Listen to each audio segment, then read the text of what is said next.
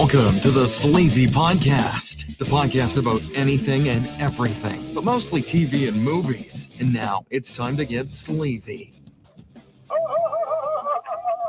We're back. Slide that volume down, nice and sexy.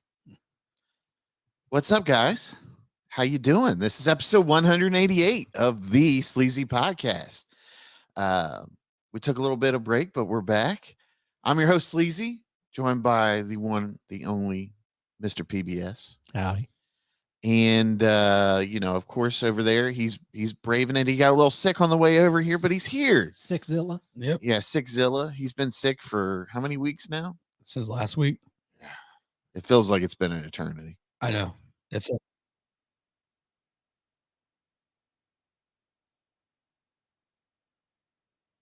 That was you. When I have strong vocal cords, yes. So I'm surprised you're here. You can barely talk. I gotta quit being a bitch. So Yeah. yeah, Because you would have never heard the end of it if you didn't come. that's part of it. But I just need to quit being a bitch. We were surprised you came out for euchre last night. I had to. It's been too long. Yeah. Yeah. Been on vacation. I've been sick, so I fucking hated it. That's the worst. It is. It's a very Robzilla move. Yeah. Mhm. Let me get sick on my vacation.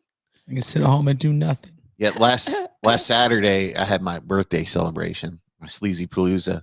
You didn't even show up, but Robzilla was like, I can't come. I need to rest, so I'll be ready for next week. Yep. And then I asked if you guys wanted to go to the movies on Wednesday, I believe it was. Yeah. To see Maxxxine. Was it Wednesday? I thought it was Tuesday. Tuesday, no, it was Yeah, Wednesday. Wednesday. Tuesday I was at my mom's. Okay. And Robzilla is like, I need to stay at home so I'm well rested for cards on Saturday and whatever day we record. Like Rob acts like he's running a marathon when he leaves the house. I need to be well rested so I can make it there. And be my best self. Like he's sitting at home, but he needs to be well rested. You know what I mean? Like you're going to the theater to sit down. I just can't make it. I don't have the energy. Well, it's the coughing fits I have. It would ruin the movie for anybody who's watching. Oh, yeah, right, dude. How many people did we see on their phones yesterday in the movie? First cough, you'd be eyeballing him. Yeah. I literally, like, half the movie, I kept turning my head left because this couple was just on their phone. Like, if he wasn't on his phone, she was on their phone. And they don't dim their phones. Yeah, it's like, bright as hell. Honestly, I wouldn't give a shit if you had your dim all the way down, your brightness. But there's just a few people that always get on their phones and they're either Snapchatting or doing something else. It's like, get off the motherfucking phone. Well, you see it from the peripheral, so that's why it's so bright. If it's dimmed, it'd be okay. But yeah. Man, I've been going to the movies though, like a mofo. Yeah. I've seen 3 movies in the theater last week. all 3. Yeah. That's I knew 2. 3. Well, within a 7-day, 8-day Okay. span. So yeah, I saw Quiet Place.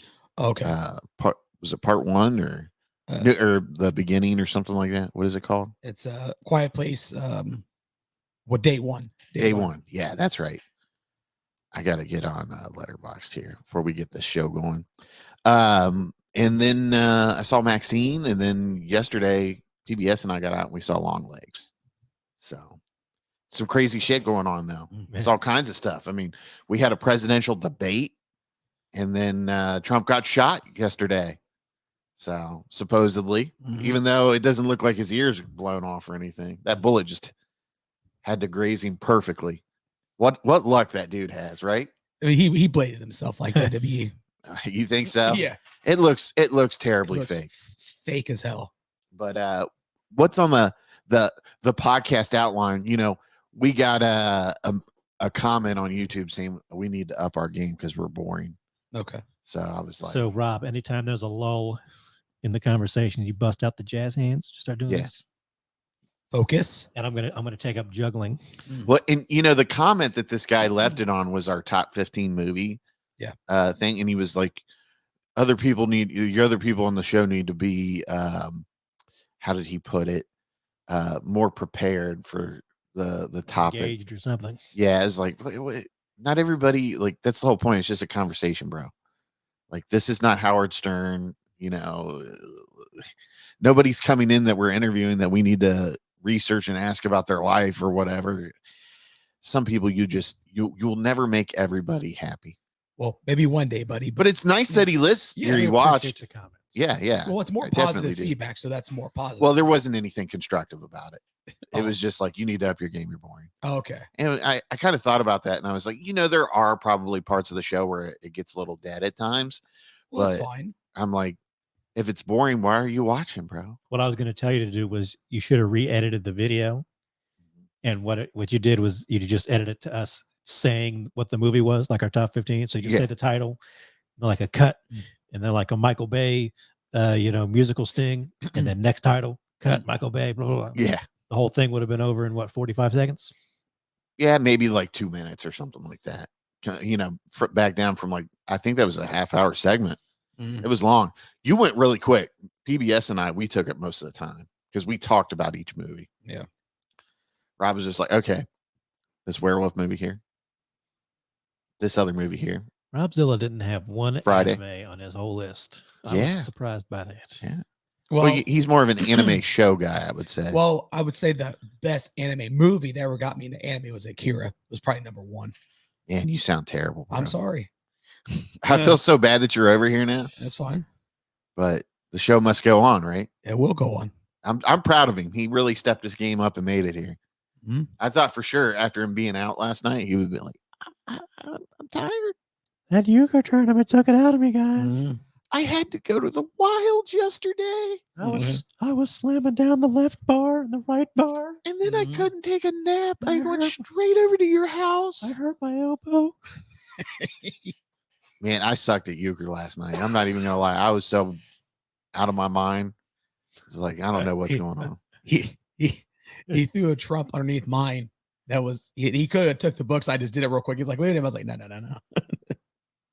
I don't even I was being remember. an asshole at that time. I cut one of my partner's cards too. I was like, just was not thinking. Well, I was like on my phone talking to a couple people about the Trump assassination plot, and I'm trying to play cards too, and I was very inebriated. So I mean, it just wasn't. There was no winning either way there. A conversation or cards. Was it Papa Flynn? Because he was just staring at you. Oh shit! We're not ready for that crazy news yet. My thumb grazed it.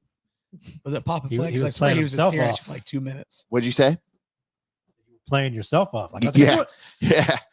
What now? What did Papa Flynn say?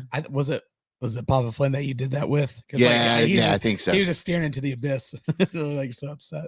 Yeah, it was either you or him that I cut, but I was like, It was him because I don't think you cut me one. and then before that one time you threw a card and I threw a lower. Yeah, that's. I What I wasn't even thinking, dude. I was just kind of he went to seeing sleep, and I was cards like, "That's come out of the side of my eyes, and I was like, "Shoo, throw a card, match the color." Right. Yeah. You only got 5 cards in your hand. It can't be that Yeah. hard. Yeah, I was like, but no, normally I don't play that bad. I'm like, I jeez. was playing shitty. Then we put on some music, and I started being a little bit better. Oh yeah, as soon as we put on like Mortal Kombat theme song, he was like, "Oh, I'm about to fuck some people up." fucking time. Some old school rap, and Robzilla was like, "Yeah, Little rage, and I was in the moment there. yeah." All right, so we ready to get into crazy news here?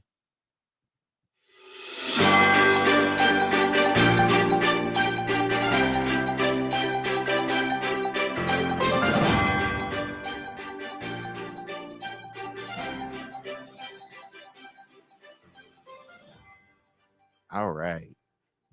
So I have actually a couple of articles in here, and one of them is actually like 4th of July related. So let's share the screen for those at home watching on YouTube. Let's see here.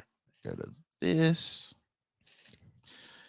We haven't podcasted in like a month, and I feel like I'm just all over the place here.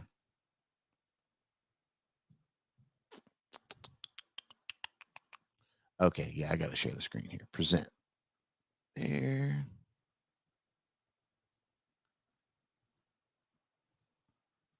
Oh wow. I mean, you can kind of see where this is going here. I like it. Heartbreaking final words of dad who died after placing lit firework on his head. You know, what's the Darwinism here? First class selection here. Natural selection. And this comes from Unilad here. It's got to be Florida. Harrowing footage shows the moments before Alan Ray McCrew's death. A man who died after placing a lit firework on top of his head to celebrate Independence Day shared a heartbreaking final message to his family. Do you think he really did? And do you think it was just kind of like a reaction to kind of having the top of your head blown up? In the moments leading up to Alan Ray McGrew's death, the Californian, who was dressed as Uncle Sam, spoke lovingly to his son Hunter and wife Paige. On Thursday, Dorchester County Sheriff's Department was called to an address in Cottonwood Drive, Somerville in South Carolina. It's not Florida. Sorry, Robzilla. After the 41-year-old set a firework off on the top of his hat at 10:30 p.m. His wife told the Post and Courier that she thought he was just showboating before he set it on the ground, but then realized he had already lit it.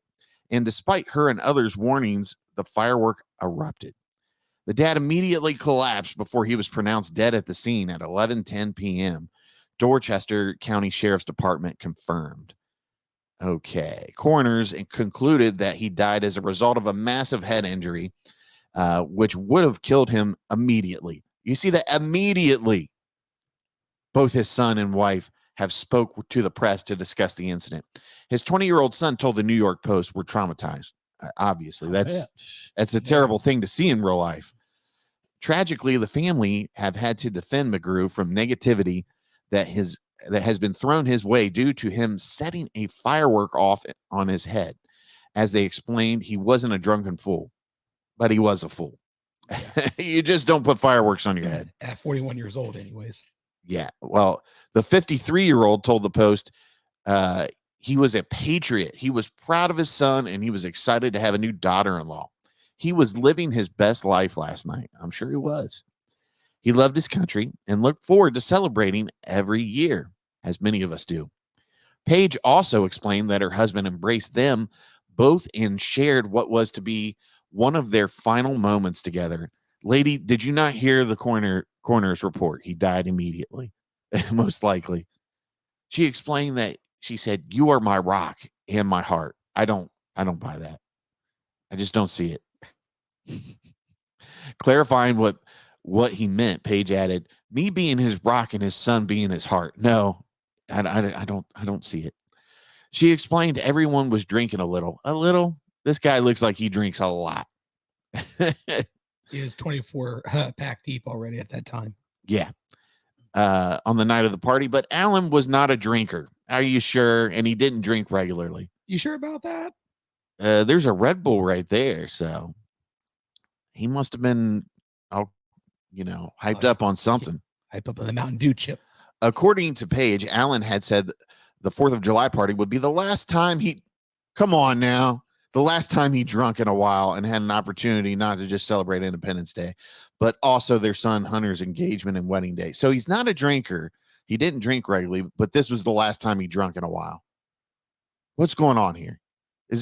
Are you guys seeing through the bullshit on this? Oh, yeah. Or is it just me? It's all bullshit. Unilad has contacted the Dorchester County Sheriff's Office and Dorchester County Coroner's Office for comment. Yeah, I just... I think that's, I'm calling cap on it, as the kids would say nowadays. Straight capping. Straight capping. That's some cap right there. Take the cap off.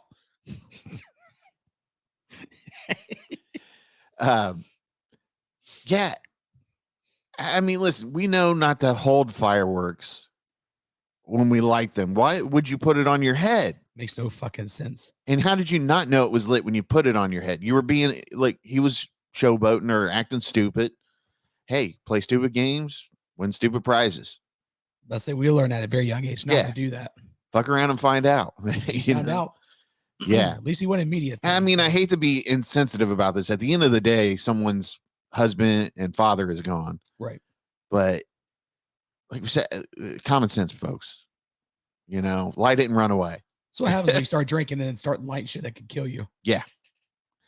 Yeah, you got to be responsible. And if you know somebody's drinking, don't let them light the fireworks off. Yeah. Just say, I'll handle that. Yeah. You go sit down and watch it. Go drink over there. Yeah. Just relax. Have another one, buddy. Yeah. You guys ready for this one? All right. TMZ. Airport mechanic dies after getting sucked into Boeing engine. Can you imagine that? Terrifying. Look at that. He fucked the engine all up. Was he about to blow the whistle too? Yeah. Yeah. Maybe he had a report or something that it was like, this shit's fucked up. And then somebody politely pushed him into it. Hey, why don't you step a little bit closer when you get a picture of that real quick? Yeah. A mechanic at an Iranian airport is dead after a horrific accident. Iranian, too. Maybe he had some nuclear secrets or something. Getting sucked into the running engine of a Boeing commercial airliner. I got to imagine you just don't feel anything at that point. Like, you would think 1 minute you're there, 1 minute you're not. Yeah. The fatal incident happened at Chabahar Kanarak Airport in southern Iran. I probably butchered that. It's okay. Where mechanic Amiri was doing routine maintenance work on the tarmac.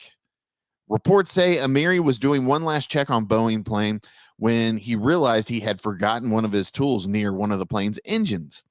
And when he collected it, he got sucked into the turbine. The engine had been turned on for a test and the cover flaps were open. Oh, shit. After Amiri was sucked in, the engine caught fire. Needless to say, he died instantly. I would think so. Yeah. The plane was a Boeing 737-500, and it was part of Iranian domestic airline Varish Airlines fleet. I think these are different pictures. Yeah, this is Boeing plane problems. While there's been a recent rash of scary incidents involving their planes, this doesn't look like one you can blame on Boeing, and instead seems like a tragic accidental circumstances. I would agree. I would definitely agree on that one. Can you imagine that just working, and then all of a sudden you just flip up and get sucked into the... I've seen videos where guys are working on like jets and they get sucked right. That shit it looks like a cartoon character getting sucked in. Yeah, it doesn't look real. No. I've seen warehouse videos where people get sucked into the machines in warehouses, and none of it looks real. Yeah. It's real weird looking. You're like, yeah, maybe we're just so desensitized from all the horror movies we... It's probably seen. It's 50-50. It just looks so weird, and then you're like, is that real? Is it makes you realize that the horror movies you watch just aren't realistic, as far as like how gruesome deaths happen. Right. But man, that was a crazy one though, right there. Okay, so I mean, could he not hear the engine come on? Well, it was on for a test. Okay. But I figure if it's still, on, why would you would think you're a mechanic, you work on these things all day. Why would you get near it? Yes. Or, don't get near that tool that you need until after the engine's turned off. Right. Unless he was worried about getting sucked in, but he got sucked in. But, a part of me like wants to blame these, it's the same all the way around the world. You've got X amount of time, no help. Yep. He's probably rushing to get his check done to get the plane up. Yep. Just was in a rush and didn't even think. He's like, I got to get this tool and get this done. Boom, grabbed the tool and got sucked in. But that's crazy, dude. Definitely is. You imagine coming home and getting that news? That'd be so fucking awful. Yeah. I mean, it's nothing, there's probably nothing left of him. So the funeral is just going to be a picture. Yeah, basically. Yeah. Yeah. It sucks, man. Where did I put the... Probably couldn't put him in a Ziploc bag. I had TikTok open. I was going to say, so did you guys watch the presidential debate? No. And the blundering that happened there? I mean, Joe Biden had a meltdown, but it was not good. It wasn't good for Trump either. Yeah. Well, I heard Biden was horrible, but he was fine the next day. Like, yeah, it's real weird. Like he's fine in certain settings, and then other settings, it's just like he can't get words out and he gets confused. He called Kamala Vice President Trump the other day. Yeah. You're saying he had a Robzilla moment. Yeah. But I do the same shit all the time. Mm-hmm. But it's like we were talking yesterday when we were coming back from the movies. Like, how many times do we miscall somebody something, or your parents? Like it just happens when you get older. Everybody's had like a grandparent who's got like grandkids or whatever. Yeah. And they're always mixing up names or whatever. My mom calls me my brother's name sometimes, and then she corrects herself. I mean, it just happens. I do that with my mom's dog sometimes. I call him the older dog's name. Joe. You know, and I'm like, Joe's been dead for years. Why'd I call him Joe? We love Joe. Yeah. Sometimes I mistakenly call Robzilla by his real name instead of piece of shit. Yeah. I still answer the bow, so it's okay. I have to remind myself what I'm doing. So, but yeah, you know, the big news that came out yesterday, like literally like right when we got out of the movies, or maybe a little bit afterwards, was somebody shot at Trump. So former President Trump. Yeah, say former, please. Could be your next president. Well, that's fine, but he's former right now. Do we know? We haven't seen him, have we? Since he was rushed off into that. Nah, SUV? I don't think we have seen him. I forgot to share the system audio here. Share this screen. People were quick to make them t-shirts though, weren't they? Oh, dude, they're already out Yeah. with him holding the fist up. Yeah. It just looks so Fake. Yeah, it does. And nobody behind him like got hit. It doesn't look like. There's some people who are like, Well, the guy What's was happening? shooting from the side, I'm assuming. But wouldn't the bullet go? I mean, there's people all around there, so Yeah, wouldn't yeah. the bullet go to, back behind him in some fashion? Well, it should be behind him from when he's looking off to the side. Oh, looky there. A ton of things are fishy. Times Square showing that the televisions was not reporting what happened to him. And I even went down to Atlanta to the CNN Center. Take a look at what happened.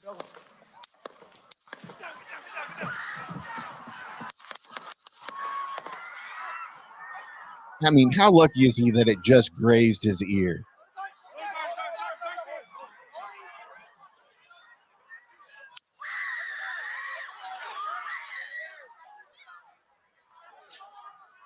Look at these real Americans here that don't worry about getting down. yeah. I didn't see one of those MAGA patriots trying to take the bullet for Donnie. Not one. Everybody keeps talking about this guy right here. Uh-huh. There's some Yeah. conspiracy theory going around about him. I'm not sure what it is exactly, but something like somebody said something like he's a Kennedy or thinks he's a Kennedy, Oh, Yeah. but he's running for Senate or something. I don't know who the dude. He looks homeless too. He looks like Yeah, he's just homeless. he Just chilling looks really fucking weird. We'll say that.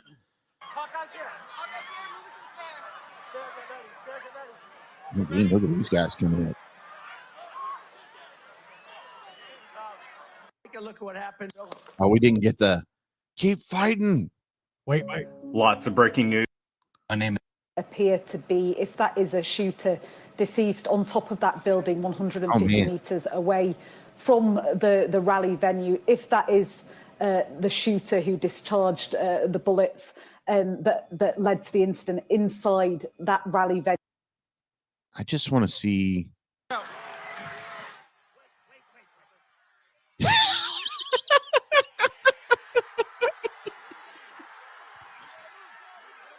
You tell me, does that not look so fucking set up? It is. Have you seen there's a footage going around where it looks like some Secret Service people are telling some reporters who are behind the stage to move to the front of the stage? Yeah. And that maybe, I don't know if one of those guys ended up taking the picture or whatever.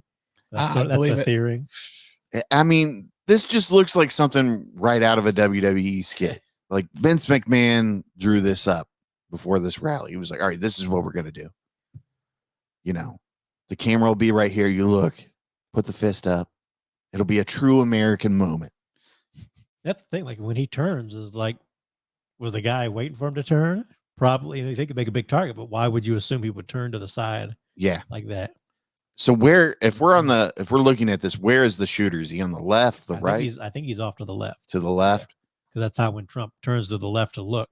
That's Trump, great. And Trump's right, I guess. it So our left, grazes his ear, but it doesn't hit any other part of his head coming from the side.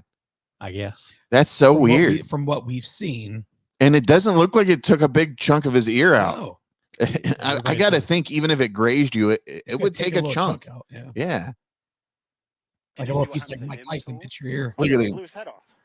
Okay, sorry. Secret Service blew his head off. Okay, just be careful because we don't quite know who's watching, but you're pretty sure they shot the guy. Absolutely, 100%. Okay. Yep. You saw that happen? Yep. Okay. Yep. And did you see them go up to him afterwards, or? It must have hit him on top of his They ear. had their guns pointed at him. Look at made this sure he dude. was dead. He was dead, and that was it. Did you see what happened to him at all? Oh yeah, they blew. Sensitive. Come on. Is there a way to just turn this? New video footage of where the shooter at the Trump rally has come out from bystanders. The shooter was staged on a roof just 400 feet away from the president. Why The shooter managed to get off multiple rounds before. Why aren't these areas blocked off where people can't get up there? You know, it just seems like there was a colossal ball dropped here. You know, They're like, these people are like, we don't care about this guy. Let's let him go run his mouth and get paid. because you get Secret Service. I mean, he gets Secret Service detail for being the ex-president, and then he's running. Yeah. For candidates get Secret Service detail too. Yeah. So I just, when you have these rallies, normally they block certain things off, and you can't get into certain areas. Like this is outside the area though. Yeah. Like they said, this is 150 yards away or something. But even at that, when we went to go see Obama, remember they blocked like blocks off with city trash trucks. Like, so, I mean, you couldn't get in certain places, but that's just, and we saw the snipers through the CIA or whatever, Secret Service detail. And they looked like they were looking for the person. So, but they must have they got him very quick, obviously. Had to have been one of them because I don't think anybody else would have been close enough to do it. That's Yeah. what I'm like I said, I'm waiting for more footage to come out. Yeah, I really want to see That chart's a couple of months old, and the if full you, wanna spectrum really here, see what's going something on like around this, the area. Take a look at what happened. I mean, it doesn't even like hurt him. He just kind of is like, wow, something touched my ear. Like I said, I'm waiting for those.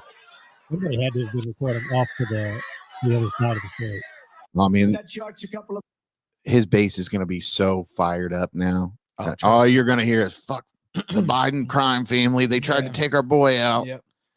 You got Kid Rock. There were shots fired at Donald Trump's campaign rally in Pennsylvania just moments ago, and it does appear Donald Trump was injured in his ear. How many people have you seen change their profile to the picture of him holding his fist up? I've had like 3 or 4. Yeah. Yeah. I've seen a handful of people change it. And like, I've never been so MAGA than I am before. It's like, Congratulations. Still no one cares. Yeah, no one cares. No one cares, buddy. Sorry. I'm MAGA. No one cares. I just find that so crazy, dude. Like, it's like I still gotta go work in the morning. what a Still blunder. cares. Like, Yeah. I guess when you miss I bad. was saying, what's the blunder that you're talking about, the shooter or the Secret Service? Secret. Yeah, I mean, just all together. Why didn't people piss off about the Secret Service? That's what I'm saying. Well, I mean, they fucked up. There you go. So I want to hear more about that. It's Biden's Well, fault. they're gonna blame it on the cops Yeah. because those local cops further out. But you know what they'll say? They'll say President Biden is withholding funds and Donald Trump can't hire the people he needs to protect him. Yep. That's what's going to happen. I guarantee you that argument's probably already been thrown out there hundreds of times, if not thousands. Okay, so we're going to go back into Whatchu Watchin, and then from there we'll end the show with I'll talk about Maxxxine for a little bit, and then we'll talk about Longlegs. So, Robzilla, what have you been watching since you've been sick for a week and a half now? I've been on the couch. Been on the couch, just zoned out. Last night, our buddy Matt was like, Rob, have you ever eaten an orange? He's like, you might want to get some vitamin C in you. Hey, that's what I did back in the day. Hey, there's nothing that a half gallon of orange juice and NyQuil can't cure, right? Back in the day, that's the first thing I'd do when I felt that sniffle coming on. I drink that half gallon. Take me, however long to drink that half gallon. Hey man, I take vitamin D every day, and I take a vitamin C gummy, and it has a couple different other things in it too. That's good for colds and stuff like that, preventing colds. So I watched a few documentaries. I watched. Rob's like, enough of this. I watched some documentaries. I watched the Cult Massacre One Day in Jonestown with Did you drink Jim the Kool-Aid? Jones. No, I didn't drink the Kool-Aid. Why didn't you drink the Kool-Aid, brother? No. Brother? Yeah. By the way, did you see Sketch? I don't care. Got He's still busted? hilarious. Who cares? I'm like, they say he got busted doing gay porn or something like that on OnlyFans. It hasn't really been clarified. But Other than him admitting it. Well, yeah, but they don't. From why he did it and so forth, like why he did it because he was poor. Yeah, he he's wanted poor. money. And then you have all these other like alpha male beta like bitches like Sneeko right in his mouth. Maybe he likes it. Who knows? I mean, who cares? He's still obviously funny. to do it, you have to, be curious and get some sort of enjoyment out of it. He's still funny as hell. He's still a cool guy. Yeah, I mean, I Just don't go ahead and think Google it, Rob, and tell us more about it. Just Google sketch gay porn. Let us know what it's all about. Yeah, I don't care. I think the dude's entertaining. Yeah. So who fucking cares? I thought we were past that in today's day and age. Yeah, it's 2024. Who cares? But they're like, some people are ridiculing him for it, and it's Yeah. like, why? Sketch is cool. Leave Sketch the fuck alone. That's what everybody else says. Like, just let him be. Okay. Yeah. And like I said, does it really matter in today's climate? It Who doesn't. cares? Then I watched the. Speaking of Kool-Aid, did you guys have like a dedicated Kool-Aid pitcher when you were younger? Oh, Like a pitcher that mom always made Kool-Aid in or something? yeah. Kind of like those plastic ones. Yeah. Just curious. I had a. And it wasn't right. The Kool-Aid didn't taste right unless it wasn't in that pitcher. Right. Yeah. If they made it something, I was like, what is this? Right, it has to be. What's made your in the picture. What's your favorite flavor of Kool-Aid? Red. Red. Red Red was good back I in think the day. red was always like tropical punch or something. Yeah, Sometimes tropical fruit. it's blue now. That they used to make a sugar-free grape. Yeah. It was so fucking good. Like on a hot day, that was the shit. All right, buddy. So what else have you been watching? The Beauty Queen Killer, 9 Days of Terror. That was set in the 80s, which I didn't know about. I watched some stuff on Shudder, and also Where was this?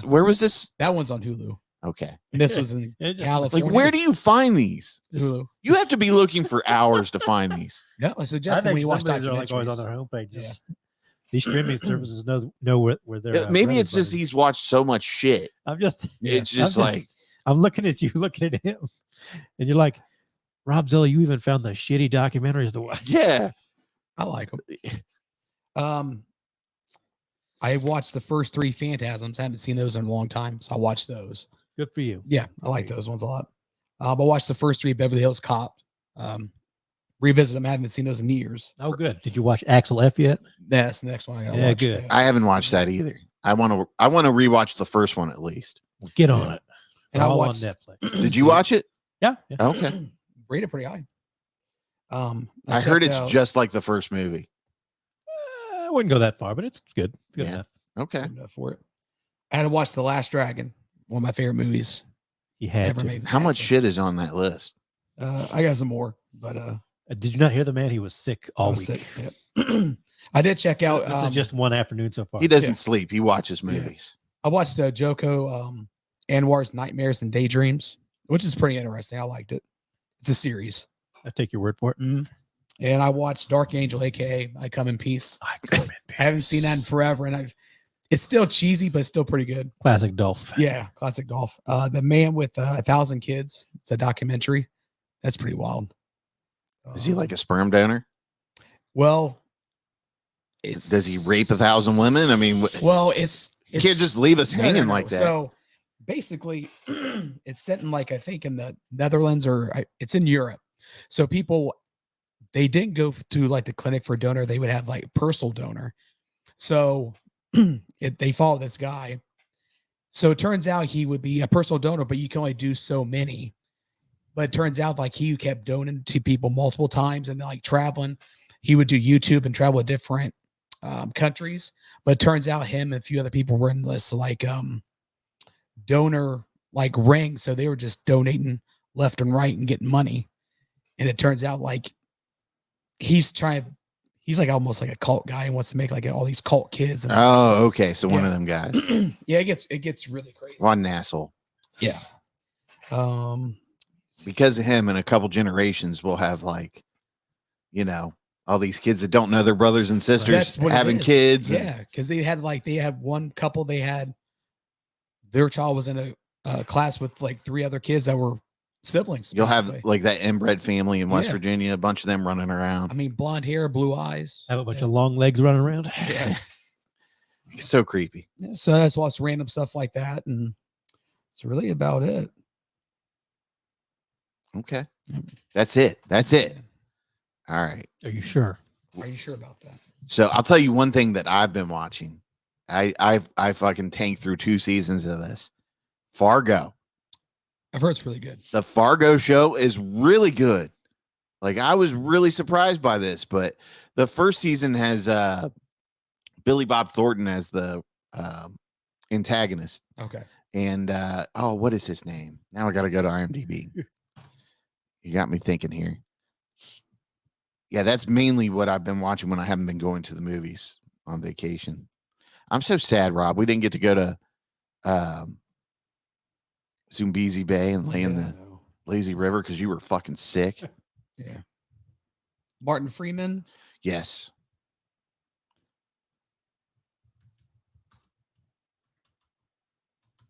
And season 2 has Kirsten Dunst and Patrick Wilson. Patrick Wilson, right? And her husband's in it too, Jesse Plemons. Yep. Is that his name? Jesse Plemons and Ted Danson. Yeah, Ted Danson's the grandfather in that. So is it like it's set in the same time period or different or? No, they're different time periods. Okay. So like one's in the I want to say one's in like the 80s and early 90s or something like that. No, one's in like what during like the Vietnam War time frame. Or? I don't know. I haven't seen all of the other seasons, so I couldn't tell you. Okay. But man, it was good. Like, I think I watched like 8 episodes in one night or something like that. It was a ridiculous amount. I know it was like almost 3:00 in the morning. I was like, I got to call it quits. But highly recommending that. You can watch all those seasons on Hulu. Okay. Or Disney Plus, whatever you got that connects it to that. But FX show. And definitely good, man. I can't wait to finish the whole series. Every season is something new. So it's a different story revolving around the Fargo. Okay. So not necessarily all connected, but it's good shit, man. You got to check it out. Is it still going on or is it over with? Do you know? I'm seeing it look like it's still present, but yeah. They just released one, a 5th season with John Hamm in it. So I like John Hamm. There's definitely some seasons to watch through it. Okay. Yeah. So let's see here. If we go to season 5, does it tell us the year? 2023. So yeah, it's relatively new. Yeah, relatively new. So yeah, but that's pretty much, been what I've been up to. So how about you, buddy? What have you been watching? Well, we know you bought a shitload of books yesterday. Yeah. I only bought like 5 or 6 of them. That's a shitload of books, dude. That's nothing. 10 or less don't count. 9 or less, maybe. Is that the rule? All right. What have I been up to? Let's see here. I watched, obviously we watched Longlegs. We'll get to that in a minute. I was in the mood for a comedy the other night, so I put on The Three Amigos. Oh, that's one of my favorites. Yeah. I love that movie when I was a kid. I'm next to the talking bush. The singing bush, yeah. I'm not sure if I've seen it before. I'm sure I saw it once or twice when I was a kid. And I don't know, it was okay. Chevy Chase, Martin Short, Steve Martin. They were okay. It was an 80s movie, John Landis. I wasn't like laughing my head off or anything, but it was kind of like, oh, okay, that's a fun little movie. I watched The Paper, which is a movie I think I've confused with another movie at some point, but it's a Ron Howard movie starring like, let me get everybody here. It's like a 90s Who's Who movie. Got Ron Howard directed, starring Michael Keaton, Robert Duvall, Glenn Close, Marissa Tomei's in it, Randy Quaid before he went totally crazy, Jason Alexander, Catherine O'Hara, Jason Robards. And it's about like Michael Keaton is he's a reporter, and like these 2 guys got killed overnight, and they saw some black kids running from the scene, so the cops are blaming the black kids, but he's got this scoop that it might be a bigger thing, and so it's like 24 hours in a newsroom. Kind of really hit all my 90s sweet spots. It sounds a little familiar, but yeah, I think maybe I'd seen pieces of this before, way back in the day, but yeah, it's just like I said, hit all my 90s sweet spot. Had young Marissa Tomei, so gorgeous. She was. Every boy's dream at that time. I mean, she's always bad. yeah. She'll look good till the day she dies. Yeah. I watched this Sean Connery heist movie that I had called The Anderson Tapes. Okay. Just okay. It's kind of like if you like heist movies, it's one to check out, but it's not like a must see or anything. Okay. If you've seen all the other heist movies, watch this one. Beverly Hills Cop, Axel F. I don't know if we're going to talk about this more later at some point. Wait for Sleazy to see it. But generally, I was pretty into it. It was just well done enough. I see it's got a 3 rating here. I ended up giving it a 3.5, which I think is overrating it just a little bit, but that's what I put on my letterbox. It was some good nostalgia. It was the first Eddie Murphy movie I've looked forward to in a while. They did some real practical stunts and real locations and stuff. There's like a snowplow chase early in the movie. And it was good to see Eddie sort of being actiony and funny again. I mean, Joseph Gordon-Levitt's in it too. So. He was almost. I didn't realize he was in it. Really. Now you're like, that was him. Yeah. As soon as he was in it, I'm like, oh, he's Joseph Gordon's in this. He hasn't been doing anything in a while. At least nothing big. I don't think. Yeah, nothing big. He did that one Netflix movie with was it Jamie Foxx? Power. Yeah, that was just It's interesting, but it could have done. Yeah, could have been way better. Yeah. Could have been way better. Yeah, so I'm curious after you guys see Axel F, we talk about that one. I love the first 2 Beverly Hills Cop movies. Yeah. The third one, not so much. I don't think anybody really cares for that third one. Back in the day, they played that one on like Comedy Central like all the time. I think I liked it a lot just because it was on all the time. I enjoyed it, but now it's kind of like the last time I went back and watched it a year or 2 ago, I'm like, I don't think so. I'm like, Judge Reinhold should have died in that last one. he got lit it up, man. I watched Fincher's Panic Room for the first time. It was Jodie on Foster. Jodie Foster. Yeah, Room. Yeah, it's a Jodie good. Foster, That's a decent movie. Kristen Stewart, Jared Leto, Dwight Yoakam. About they move into the house and at the same time people are breaking in because there's something in the safe. Was that Forrest Whitaker as well? Yep. I think that's the last big Fincher movie I hadn't seen, and I've been looking for it for a while. I think it's been hard to stream for a while, and I just kind of noticed it popped up on HBO Max. I watched Escape from Alcatraz with Clint Eastwood. One of my favorites. Yeah, I love that fucking movie. I used to watch that on USA all the time. I'm not sure if I'd ever seen it like all the way through. They make the paper mache heads that they put under the blanket. But I got it. It was on Kino just put out a new 4K Blu-ray, and I finished reading Tarantino's Cinema Speculation, his movie book, not too long ago, and he had a whole chapter talking about Escape from Alcatraz. So I'm like, I gotta get on that. And finally, watch it all the way through. Watch The Beekeeper. Finally, it's streaming on Amazon Prime. I fucking love that movie's so fun. I didn't love it, but I thought it was pretty solid. It's a fun. I think that's a movie you got to go watch in the theater so you can hear the shit blow up. And I was sitting next to our buddy Matt, and there's a scene that happens, and me and him to start laughing. That's one I think you got to experience with your friends too. Just to have fun laughing at everything. It's one of those ones that like the longer it went on, the less I liked it, especially toward the end. But tell me you like that scene at the gas station. Oh yeah. The old girl pops up and that's the one me and my buddies I was like, that's outrageous. Like who has a gauntlet machine? Basically. Yeah, in the back of your fucking car. Yeah, it was fun. You sent that one? She's a loose cannon. You kicked the beehive or whatever Jeremy Irons says. I got around to watching The First Omen, which is that the remake one, right? The first That's the prequel. A prequel, but it's the new recent one, right? Yeah. On Hulu? It's on Hulu. I watched that. I was just like, I was mostly into it, but it was kind of like okay at the end of it. Yeah. I don't know. I don't like. I think I'm just over those movies in general. They tried to get a little too twisty with it. Yeah. Like if they had just been a little more straightforward, I'd have been like, okay, I get it. But did you see what was going to happen all along? Yeah. Like you just saw it, the writing on the wall was there.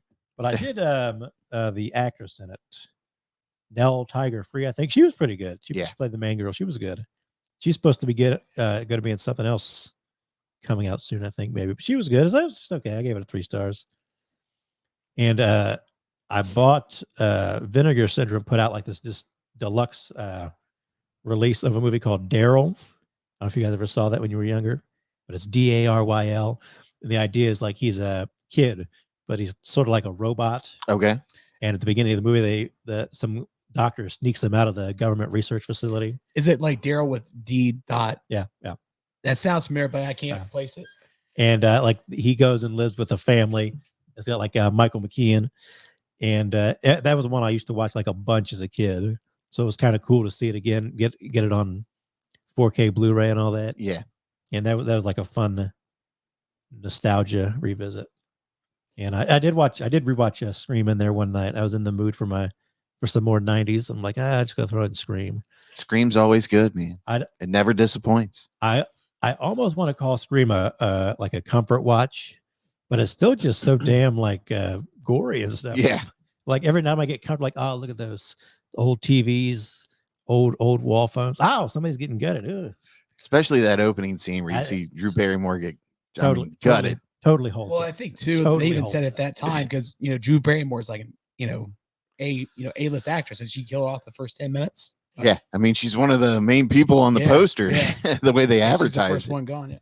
In that movie, brilliant I move. recognize the kid. That's how I recognize it. That Yep. kid. He played in so many of those like 80s movies. And I've been rewatching Malcolm in the Middle on Hulu. Okay. That was one of those ones that I didn't watch it a lot when it came out, but like as I'm watching it, I'm realizing like, oh, I watched a lot of these on reruns, like after school or whatever. I never really kept up with Malcolm in the Middle, but whenever it's on, I'm like, I don't need to know what part of the season I'll just sit down and watch an episode. I think if I'm it's on on. season 5 or 6 out of 6 or 7. So Bryan Cranston was gold in that. everybody in that show is just so good. The mom was good too. Yep. Yeah, it's a good show, man. Okay, so I went and saw Maxxxine on Wednesday. Yeah, It Wednesday. was Wednesday. I just said that. And I did see Quiet Place Day 1, like I mentioned before. I'm just going to tell you up front right now. If you want to go see a horror movie in the theater, go see Quiet Place Day 1 over this. This just didn't feel. I was really looking forward to this. They hyped it up in that fucking trailer. Well, a lot of people were looking forward to this movie. They were kind of let down by it. It was hyped the fuck up. That's for sure. And I mean, X was really good. Pearl, I didn't like so much. Just too much fucking whining, and the character annoyed me, and it was hard for me to get through the movie. This, it was a decent watch, but it wasn't anything spectacular. It didn't feel like a true defect horror movie. It felt like a thriller, a crime thriller. That's what I've been. Yeah, it's a little underwhelming. I mean, it's very disappointing, I gotta say. And I don't know, the situations that they put Maxxxine in is like, okay, whatever. Right. But that being said, and I think what I'm coming to is that I'm just not a Mia Goth fan. For whatever reason, I'm just not a Mia Goth fan. She's okay at playing that crazy character. I think that's what she's good at, but I can see where when she starts freaking out and screaming, it gets kind of annoying. Yeah, there's just something about her I'm just not into. She's like that weird, crazy, sexy. Yeah, listen, she's a beautiful girl. She's got a great body, and there's some pretty cool scenes in Maxxxine with her, as far as her walking to music and stuff like that. But I don't know. It's just something about this movie that just doesn't deliver. Like, it's just that's what a lot of people were saying. It's not bad, but it's kind of boring, and it just keeps going, and then it's over. Right. You're just like, oh, that's it. That's all I'm having. Right. But somebody is video calling me. Oh, it's Davey Bright. I can't talk to you, sir. I'm talking about Maxxxine. He wants to set up those plans for NFL college or whatever. Oh, college football tomorrow. Yeah, dude. I'm busy tomorrow after 4 p.m. He's like, don't contact me. Well, you can contact me, but there just may not be an answer for a little bit. Yep. And, in between games or something like that. But yeah, I think I'm going to get some canes or something tomorrow. Just have a good day. Mm-hmm. Just have a good day after work. Yeah. Going back to work since you've been on vacation as well. Yeah. But so the synopsis for this is in 1980s Hollywood, adult film star and aspiring actress Maxxxine Minks finally gets her big break. But as a mysterious killer stalks the starlets of Hollywood, a trail of blood threatens to reveal her sinister past. And this is obviously connected to X. Yeah. So there's a point where you see somebody has the video footage of linking her to the the murders at X, obviously, and she's trying to get that squashed and maintain her gig that she gets in a horror movie to to not ruin her career or whatever. And it all just kind of just unravels before your eyes. But they kind of like they just dropped the bomb on you at the end, and it felt like you're watching one of those old cheesy crime thrillers from back in the like 70s or 80s. Right. And it just wasn't good. Like, I didn't think it was good writing for some reason. Like, it felt like there was some cop outs, and I guess it is what it is. I'm just not a big fan of it. But I will say this though, Kevin Bacon was really good in this movie. That's why I've heard people like the cast is really good, but there's just some, like the writing's just not there. It just doesn't deliver, doesn't hit. They throw the twist on you at the end, and you're like, "That's it, really? This is it? This is what I sat through the whole movie for?" Right. Kevin Bacon had a busy week. He was in Maxxine and Axel F. Yeah, he's the antagonist, isn't he? Oh, the antagonist, Rob. Mhm. He's the bad guy, Rob. He's the bad guy. Sorry, bad guy. Yeah, Kevin Bacon plays a sleazy bad guy in this one too, kind of like a hired thug. Yeah, but and then he kind of gets into a little thing with Maxxine because she's a tough gal. She doesn't take shit, but I don't. It's worth a watch, but it's not worth a watch in the theater. Mhm. I don't think it's worth the price of your admission. I think it's worth the price of watching it for free on Paramount. Yeah, and I mean, sorry, I hate to be that way. I just, A24 usually has good stuff, but man, when they miss hard. Yeah. And I wouldn't say they missed extremely hard on this one, but it was very disappointing. Well, like you said, it's been very hyped up. Everybody's been wanting to see it, and it's Yeah. kind of like a letdown. Well, I mean, the trailer is more entertaining than the movie. That's bad. Yeah, that's a bad part. But I gave it 2.5 stars because I was able to sit through it, and it did have me interested, but it just falls short. You're like, they copped out at the end, I thought. Saying you'd have rather watched Mia Goth just kicking that other actor in the head instead of this. Yeah, really, that would have been more entertaining watching her yell like a crazy person. I thought like Kevin Bacon would be like a sleazy like producer or something, that feel to him. Yeah, no sex scenes. I mean, come on. They just show a little clip of her in the X, and you're like, this is it. I mean, come on. This is Maxxine. I want to see her, getting down and doing cocaine. Yeah, doing other things and partying. I mean, you see her party, but it's not. I don't know. Like, there's just so many things like they tried to play safe in this, and it just didn't come off very well. Yeah, I've heard just wasn't. It was very surface level. Yeah, people were expecting a little more out of it. Yes, exactly. It's not exactly. They wanted. That's the whole point of this one. It's supposed to be sort of like a tribute to those 80s movies, kind of like you were talking about. But people were expecting a little more. Yeah, and they were kind of upset they didn't get. It when I tell you it feels like one of those early 80s, late 70s crime thriller movies, it is spot on when I'm saying that. But some You're people not saying it in a good way. Yeah, I'm saying like bad production, before they knew how to really make good movies. But I just I don't know, like, who sees this and they're like, we got a winner here. Like, if I was A24 and I screened this movie, I'd be like, this is shit, dude. What did we give you money to make? And I hate to say that because everybody's a big what's his name? Ty West is the guy that did X, Pearl, and this. This is his trilogy, and so far, the first one's the best, I think. And probably, if you're not super into these movies, I wouldn't even recommend you watching the other two. Yeah. I mean, but yeah, I think X is definitely the best one. And it's sad. Yeah, I've seen mostly mixed reviews. I've seen a couple people like it, but for the most part, everybody's like, it was let down. Yeah, what's the average? The average is 3.3. Yeah. I would say it should be more closer to 2.8 or something like that, 2.5. But yeah, I feel like some people are just so obsessed with A24 films. Like everything is the best thing ever that they put out. They're A24 bros.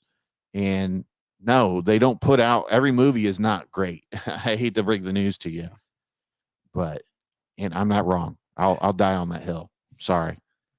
But okay, so moving along, PBS and we went and saw Longlegs yesterday. and it's got our girl Micah Monroe in it. Micah Monroe. God, she's such a babe. Really is. I mean, she's just so goddamn gorgeous. So let's look this up real quick. Longlegs. You know, the movie's been successful already, and they've already greenlit a sequel. Oh yeah, called Short Arms, starring Robzilla. I was waiting for something stupid to come out of that. No, but this has it's still opening weekend, I believe, and it's already made like 20 million on a $10 million budget. Oh yeah, see, so, Arthur Theater we went to. What would you say? Medium-sized theater, maybe a little on the smaller side. It's not their smallest theater, but it's it was not their biggest. Or anything. I would say medium size, and it was. I mean, it's pretty packed. There was a couple empty seats near us, but I think that was about it. But we were at the top where people don't really buy those seats because, you know, sometimes it says for, you know, a wheelchair companion or whatever. But I made sure I grabbed us the two middle ones, so we were good. Yeah, and that's movie people I follow on Twitter and elsewhere. They've all kind of said the same thing. Like, I went to get tickets, or I showed up at the theater and it sold out, or it was a lot more full than I thought it would be. And considering what this movie is about, I'm a little surprised that it's so full. Yeah, I don't. I think people are they're craving a good scary movie. Curious. Yeah, and you know, I don't. And let's face it, Neon does a really great job of advertising their movies and building hype around it. I mean, they're up there with like A24. They got like that name recognition. So you see that sometimes that's just enough to get you interested in. I believe they said this is going to be like, I think the best opening for a Neon production. Yep. Oh, it definitely has to be. Yeah. 20 million. But so, I mean, here's a synopsis for it for those of you that haven't seen it. But in pursuit of a serial killer, an FBI agent, which is Micah Monroe, uncovers a series of occult clues that she must solve to end his terrifying killing spree. And this is definitely, so should we just say, like, it's about somebody who worships the devil? Yeah, I mean, essentially it's a serial, like I said, it's a serial killer movie with occult overtone. Yeah, it's definitely, I mean, the first time you see Nicolas Cage on screen, you're like, holy shit, that is a creepy looking motherfucker. Looks like I put on my long legs today. Yeah. And you'll never want Happy Birthday sung to you ever again after seeing this movie. But really good acting. I mean, at first I was kind of like, why, you know, like, I didn't think Micah Monroe really felt like a FBI agent at the beginning. Like, something just seemed off. I almost felt like she didn't have the chops to pull, you know, a strong female lead off. You know, because she's used to being the teenage girl that is helpless or whatever. So this was definitely something that kind of put her in another level of her acting. I'll say that this was a challenge for her, and I'm kind of interested to see how she picks some of her roles. They never really explain. They don't go into her backstory so much about like why she became an FBI agent, and that like the daughter of one of the other agents kind of asks her at some point. Yeah, but she never really quite gets into it. And like you say, she's kind of like disassociated from it. She's like a savant. Yeah. Well, she's obviously sort got of telepathic. Yeah, she's got some sort of, you know, hunch on guessing things and stuff like that. But yeah, you kind of, as the movie moves along, you kind of understand the character just a little bit more, and you overlook some of, you know, things that you might expect her to do as far as acting in this role that she's not doing. But she did a good job at the end, I thought. I mean, it really paid off how they wrote the character and how she executed it eventually. But yeah, very suspenseful. This is definitely worth the price of your admission. Go watch it in the theaters, get creeped out. And, you know, it didn't have a disappointing ending, I didn't think. I do think they explain a little too much by the end. It would have been, they could have pulled it back just a little bit and maybe not explain. They pretty much explained everything in a way, but I think they could have pulled that back just a little bit. Not necessarily left some questions lingering, but could have let you figure it out just a little bit more on your own. It's funny because it's a serial killer movie, obviously, but there's tones of supernatural, Right. Towards the end of the movie, I guess you could say middle to end of the movie.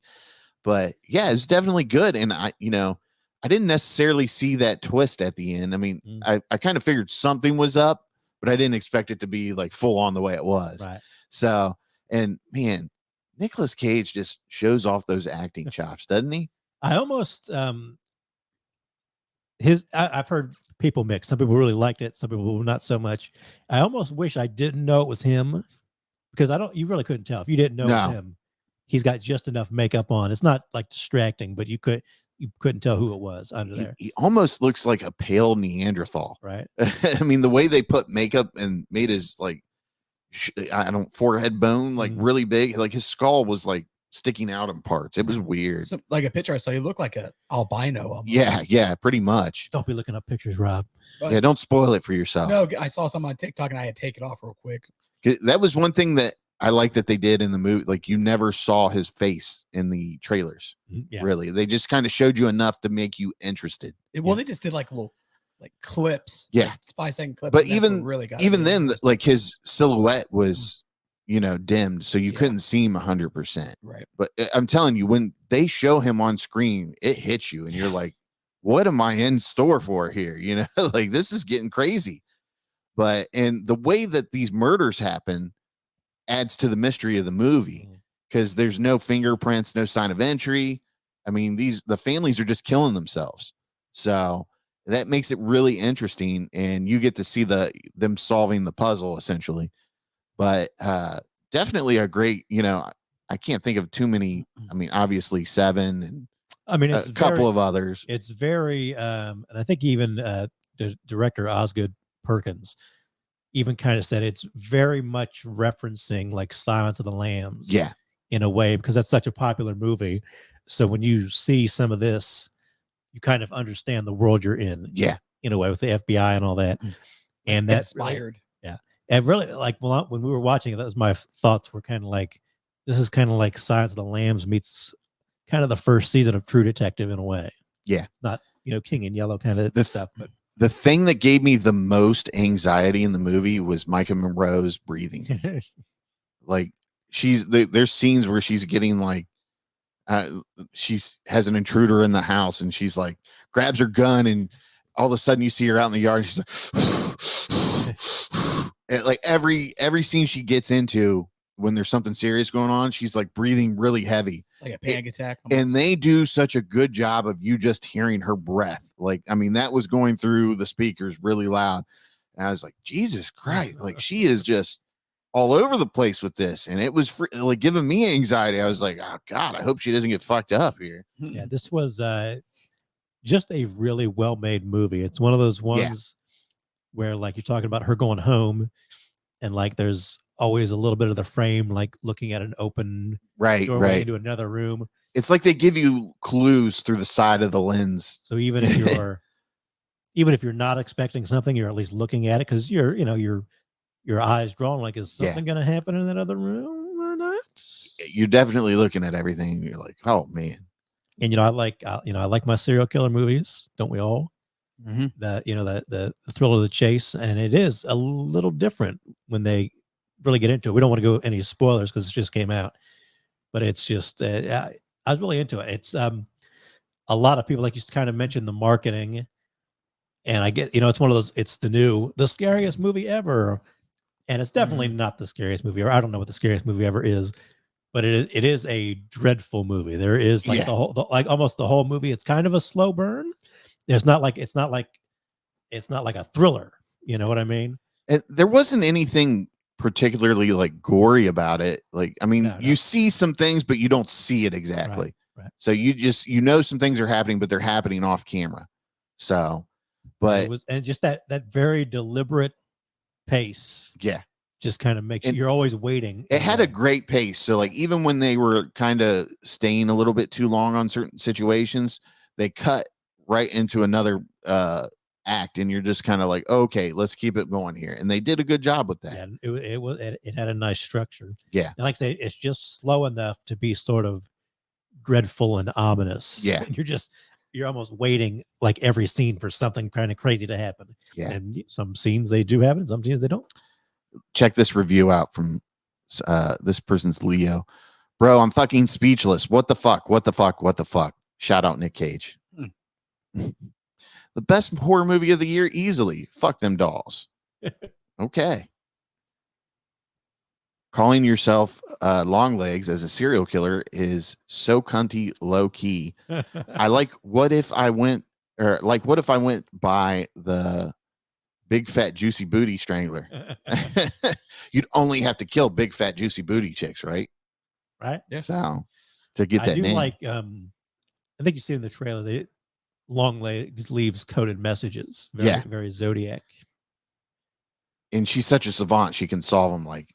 Well, I mean, she got the hint. Yeah.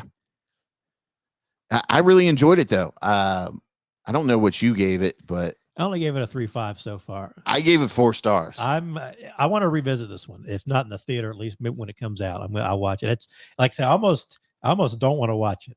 Like I definitely want to sit and think about it a little bit more before I have a rewatch, but I don't think I'll go back to the theater and see it. I was thinking to myself, like, man, this movie is kind of evil. It really does feel it. Like, yeah, it is. It does have an evil tone to it. I want to let that go for a while, come back to it. But I think, most of the people that obviously listen to us or we engage in conversations with outside of the show, I think that most people will enjoy it. Oh, yeah. And I think they'll probably have a similar thought to us. I don't know if they'll enjoy it as much as I did, but looking around at the people in the movie theater, like, we're movie people.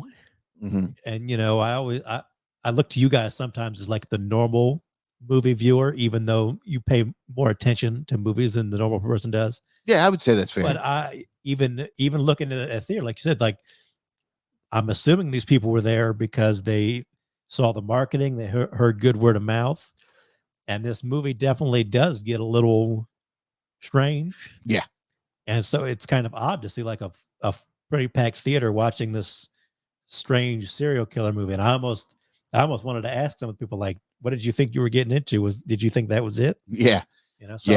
So I'm curious to see how the reactions go. I think it's going to get good reactions. I think it's going to keep making money. Because it's already up to 20 million. It's already beat its budget. The director's already got like his next 2 movies lined up. So yeah. And this is a 3.7 average score on Letterboxd. So it's above average. You're going to be highly entertained when you see that. So I'll be curious to see if it's got some legs at the box office. Yeah, I'm definitely recommending that though. Go to the theater and watch it. You will have fucking fun with all the lights turned out, as long as people aren't lighting their cell phones up the entire movie. Assholes. I definitely wore my shut the fuck up. As you should. Put your phone away.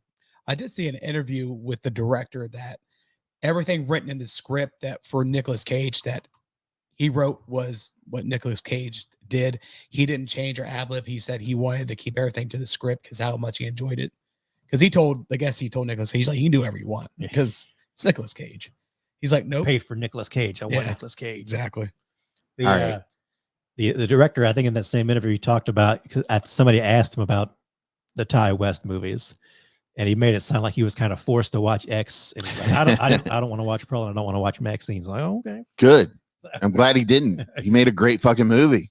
His unlike Pearl and Maxxxine. I don't know if it was his most recent movie before that or not. I don't think he made like one of the Hansel and Gretel's too, but he made a movie called The Black Coat's Daughter. I've heard of that, which I need to revisit. I watched it one night, and it's another one that's a little kind of slow, and I maybe wasn't quite in the mood for it. So I need to rewatch that and see how that one goes again. I'm curious to go back to that one. And I'm curious, he's supposed to be doing like a Stephen King adaptation for Neon, and he's supposed to be working on like an original movie for Neon. So after this, I think he's going to be like, yeah, whatever you want to do. Yep. Sounds like Neon's got him locked down at least. Here's some money. So Rotten Tomatoes actually has a all Neon movies ranked by the tomato meter. Okay. I figured this would be cool to check it out. Bait, never seen it. Nope. They give you, what's the synopsis on Bait? A visually distinctive that's the critics' consensus. Synopsis: tension rises to the breaking point in a Cornwall fishing village when the local citizens are crowded by tourists. Okay. Cornwall Fishing Village. Yeah. That sounds interesting. There's definitely audience score 56%, tomato meter 100%. that is definitely an indie movie. Yeah. Parasite. I think we've all Parasite seen was that. a big hit. I didn't watch it. I didn't have Really? a desire to see it, man. If you've seen a foreign movie, I mean, It was good. it's not anything new. Yeah. I think most people just got hip to that, and they were like, "Oh my god, this is great." Right. I don't think it's the greatest like foreign movie I've ever The seen. Year of Eat the Rich. Yeah. Robot Dreams. Never heard of that one either. I feel like I've heard of that one, but didn't see it. I heard the name, but don't know what it's about. Portrait of a Lady on Fire. I haven't heard of half of these. That one was like kind of big. It's on the like Criterion Collection already and everything. I don't think I've 97%. I don't think I've watched that one yet. There's a couple. I think there was like a couple that came out around the same year, sort of like similar movies. It's got a 92% audience score too, so it's a good sign when they're even like that. Pig. I've heard about this movie. I've heard Pig's Pig's really good. Yeah. Definitely worth checking out. Petite Maman. Maman. Sicilian Scamia. Is that how you say it? Siama. I don't know. I'm butchering that name. Continues to prove herself as one of the most accomplished and unpredictable contemporary French filmmakers with her follow. That one's pretty even too. 97% and 80% audience score. I've heard of that one. Border. Don't think I've heard of that What's the one. synopsis on that one? Of Border? Yeah. Customs Officer Tina is known for her extraordinary sense of smell. Okay. Yeah, that one looks very different. Yeah. Yeah. 97%. Oh man, look at that. So what's up with neon in these, from they do the indie stuff. These facial structures that they have in these movies. So I think it is she's really not. She's kind of human, but she's not. Okay. It's almost as if she can sniff out the guilt on anyone hiding something. Okay. Need to get in here to rob. Yeah, right. Anatomy of a Fall. That was that was up for Oscars last year. Yeah, Oscars. Did you guys watch that? No. It's a little long for me. It's okay, but I forgot to watch that one. I haven't. The worst person in the world. I've heard a lot of good things about this one, but I haven't seen this one yet. The Worst Person in the World is a modern dramedy about the quest for love and the meaning of contemporary something. Let's cut off there. I'm not going to click the link. Perfect Days. I've heard about this movie. Yeah, that's another one I did check out. Yeah, I wanted to see this. This was another one that was up for an Oscar, I believe. Well, I think it's gonna be this year. Yeah. Maybe I can't. Well, maybe No, I think it was up for like last best foreign movie or something like that. Yeah. Didn't quite get around to. Hirayama seems utterly content with his simple life as a cleaner of toilets in Tokyo. Outside of his very structured everyday routine, he enjoys his passion for music and for books. Oh, it sounds like PBS, except you don't clean toilets. And he loves trees and takes photos of them. A series of unexpected encounters gradually reveal more of his past, a deeply moving and poetic reflection on finding beauty in everything or in everyday world around us. In the everyday world around us. Yeah, I think I would dig that. Night of the Kings, never heard of it. How to Blow Up a Pipeline. That's a good one. Is it? Yeah, it's on. I think it is or was on Net or Hulu.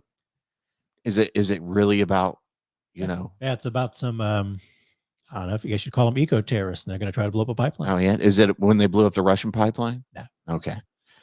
Palm Springs. I saw that. That was good. Yeah, I want to check that one out. That's on Hulu. That's a Hulu original. Possessor. Have you guys seen Possessor yet? No. Okay, this is It's pretty wild. Yeah. This is Brandon Cronenberg, David Cronenberg's son. Oh wow. Yep, so And basically, there's like this organization that trains people to like possess you, basically. Like, Okay. They go into your mind and they can take over and sort of make you do things. Oh, that sounds good. And it's kind of wild, especially the uncut version. This is the first version I've got it. We should maybe watch it sometime. I'll bring it over. This is the first time I was watching an uncut version. I was like, maybe I should have just went with a rated R version. Tasia Voss, an elite corporate assassin, takes control of other people's bodies using brain implant technology to execute high-profile targets. That sounds very interesting. It's kind of a wild one. It's Scanners? yeah. I mean, it's basically the scanners in a way. Broker, ever heard of that one? La Chimera, never heard of that one. Manos, never heard of that one. What is it? Revenge. Manos. You've never heard of it, Rob. No. Stop trying to act like you did. No, there's, I'm thinking some other movie. You guys, have you guys seen Scroll up. Was that Revenge? Revenge? What is it? Scroll up. Yeah, that's pretty wild. No, I haven't seen that. That's pretty wild. Yeah, Yeah, that's another wild one. that's good. That's Yeah. like this guy takes his side chick out to the like are they in the middle of the outback or something? It's an outback desert, basically. Jen is enjoying a romantic getaway with her wealthy boyfriend until his two sleazy friends arrive. That's what I'm talking about. For an unannounced hunting trip. As tension mounts in the house, the situation abruptly and viciously intensifies, culminating in a shocking act that leaves Jen left for dead. Unfortunately for her assailants, she survives and soon begins a relentless quest for bloody revenge. Man. Yeah, that one's It's almost got that feel of I spit on your grave. Feel yeah, to it's it. I don't remember what I gave them. That's what I was going to say. It sounds like spit on your grave, but That one's worth checking out. the killing of lovers. Man, Longlegs is number 21. I find this to be very offensive. Well, it's the tomato score. We Yeah. don't put too much in the tomato score. Yeah, the tomato score really is all over the place. Yeah. What was 66% to 87%? Yeah, see, there is audiences are divided, obviously. But I think PBS and I are almost on the same page. It was a great movie. Like I said, I wanted to give it the 4 stars. It's hard for me to give a new movie 4 stars. Right. I think I gave Love Lies Bleeding 4 stars this year. Love Lies Bleeding might be the best movie of the year so far. It was fucking good. Both Longlegs and Love Lies Bleeding are in my top 10 so far. Yeah. For the year. You'll definitely see these movies at the Sleazies. I was going to say once Robzilla sees this and it's been out for a little bit, I'm sure we'll come back to it and talk some spoilers or something, especially around Halloween time or something. Definitely. But so I think that's it for the show. Oh, we didn't talk about real quick. Speaking of Neon, we saw the preview for Cuckoo. Oh yeah. That looks That's very coming different. soon. That'll be another one to check out, I think. Yeah, that looked a little crazy. So was that who was in that? Cuckoo. Hold on.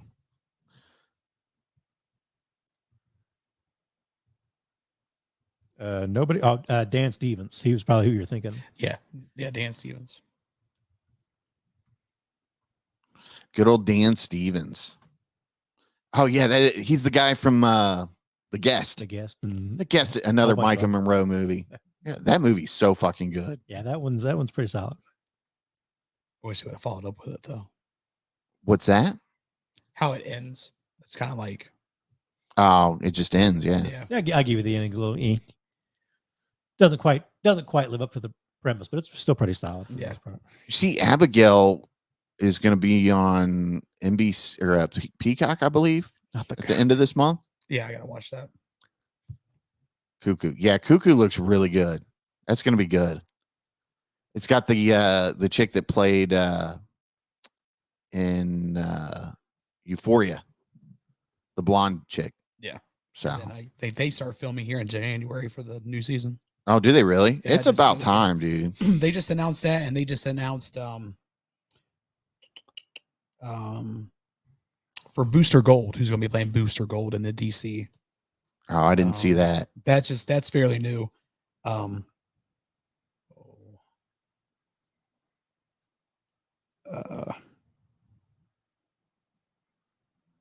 me see here. Take your time, Rob. I'm sorry. Speed it up, Rob. It's getting boring. He played the Internals. He was Kingo. He's an Indian actor. I can't pronounce his name, but he played an Uber with Dave Bautista. Oh, okay. Kamali Ali. Yeah. I guess he's going to be playing Booster Gold. Okay. So not bad. I think he'll do good with that. Yeah. All right. Well, that's all we have for you for episode 188 of the Sleazy Podcast. As always, my call to action is to share the show with one person, and from there, we'll get another person to listen or watch. Make sure you like and subscribe to the YouTube channel. That helps us out.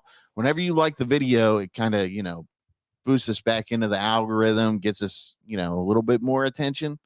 So comment on the damn yeah, thing. and comment. I respect that guy for telling us we need to step our game up. I agree with him. You need to fucking start being more charismatic, Rob. I'll try. I was hoping more people would chime in telling us their 15 favorite movies. Yeah, but people didn't. So if you're listening to this, go find the top 15 favorite movie segment, and it's on TikTok, it's on YouTube, and comment on it and let us know what your favorite 15 movies are. And if you've already had a movie, link your movie in it and we'll watch that and comment on yours. I always try to comment on other people's stuff now. So yeah. They kind of, because the more you engage with people, the more they want to engage back with you. Especially like the film talkers or whatever you call me. I'm always trying to give them a like and say some comment like, I liked it, I didn't like it, whatever. Yep. Like Rob never did the damn thing. Yeah, so hopefully we'll be back on our schedule here. We were off through the holiday, so give us a little extra week. And obviously we have Sicky Poo over here. We got to get him healthy. That cough was like right on cue. He's got to get back to the bubble. Yeah, get back to your confinement area. $500. All right, so we'll be back in 2 weeks, and hopefully you enjoyed the show. And as always, keep it sleazy. Thanks for listening to the Sleazy Podcast. Make sure you hit the subscribe button and remember, listen to Sleazy.